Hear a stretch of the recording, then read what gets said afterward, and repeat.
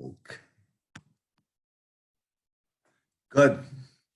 Okay, this lecture is on nativism and the early 1850s. We'll go over the Civil Disobedience, the pamphlet written by Henry David Thoreau in the 1840s, the Compromise of 1850, really the Armistice of 1850, immigration and nativism as it rose up in the 1850s, the economic changes of the 1850s, and the rapid decline of nativism as we go. So we're going to start with Henry David Thoreau.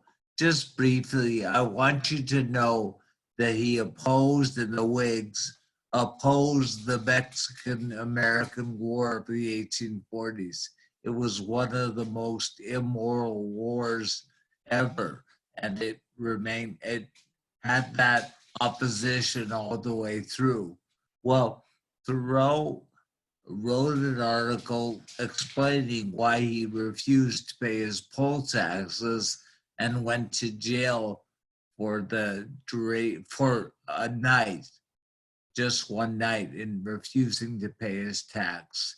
And what Thoreau argued in Civil Disobedience was that if every moral person, which he believed to be a majority of people, were to not support the war, to refuse to pay their taxes, the government would have to give up war. And that could influence the government very directly. So that was what he wrote in 1849. Of course, it didn't work, but it was articulated strongly.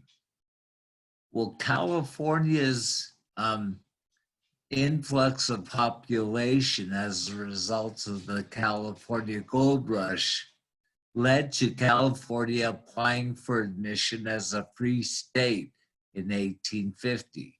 Well, this would have upset the balance between slave and free states in the Senate, so it was very controversial.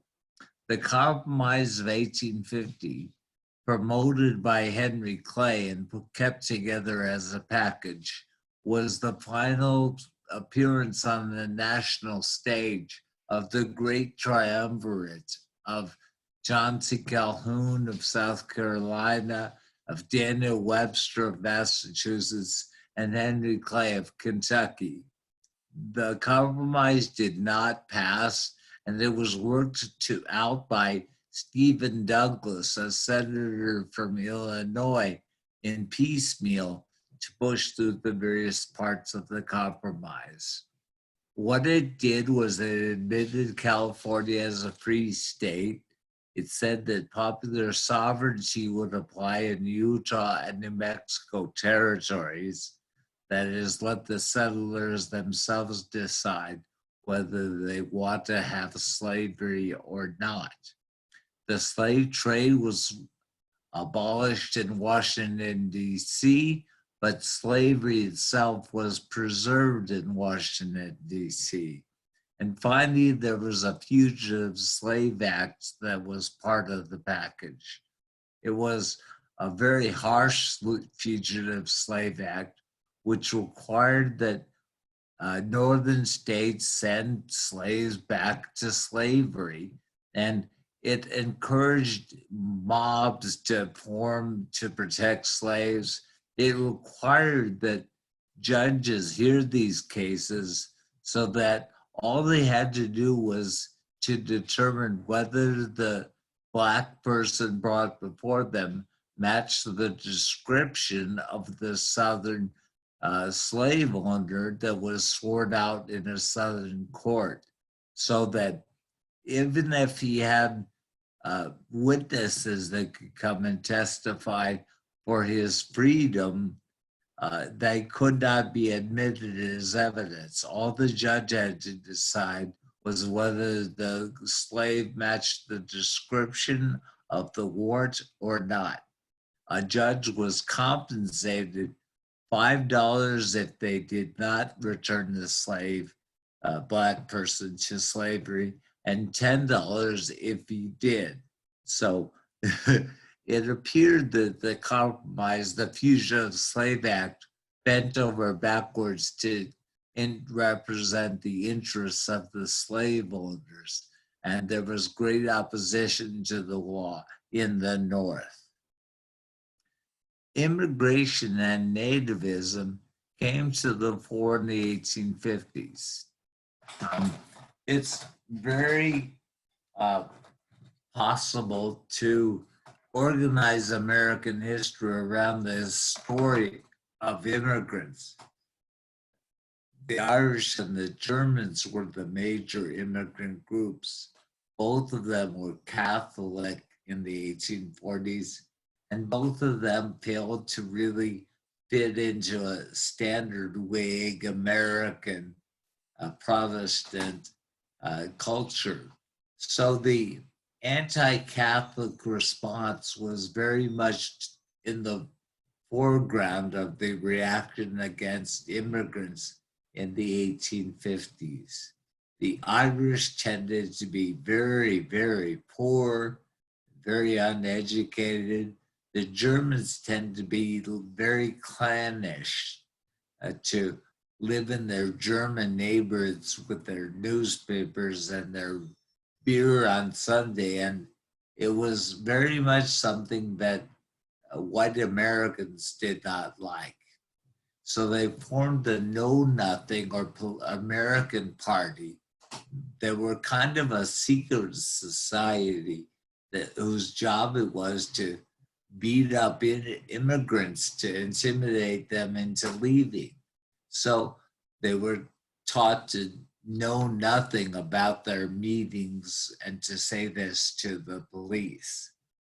Their program was to limit the number of immigrants, to extend the period of naturalization from 5 to 21 years. They were banned from elected office, and there were literacy in English requirements proposed by the Know Nothings. Well, the Know Nothings carried this platform to the country, and they became a force. This shows railroads in 1860 and the total immigration as it rose in the 1850s. It became a force in the 1850s of both immigration and anti-immigration, known as Nativism. So the nativists worked with the Know Nothings to try to keep immigrants out of the country. It was one of the anti-immigrant waves of feeling that occur from time to time in American history. So the Know Nothings had great success in 1854 and 55, a little bit in 56, but they soon died out. They rode to success on the wave of a nativist wave in the 1850s, but they couldn't sustain it. They rapidly declined, and slavery emerged as the major issue of the day. They didn't change the immigration laws. They were too associated with secrecy and ritual of nativist violence.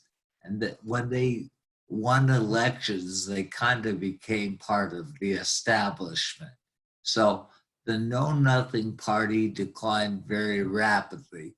For a year or so, it looked like this might be the major party that would emerge in opposition to the Democrats, but it rapidly declined, and we see the Republican Party becoming that major opposition to the Democrats. Okay, hope you enjoyed this lecture. The answer to that is no, but they tried. Okay, hope everything is clear here. Thank you.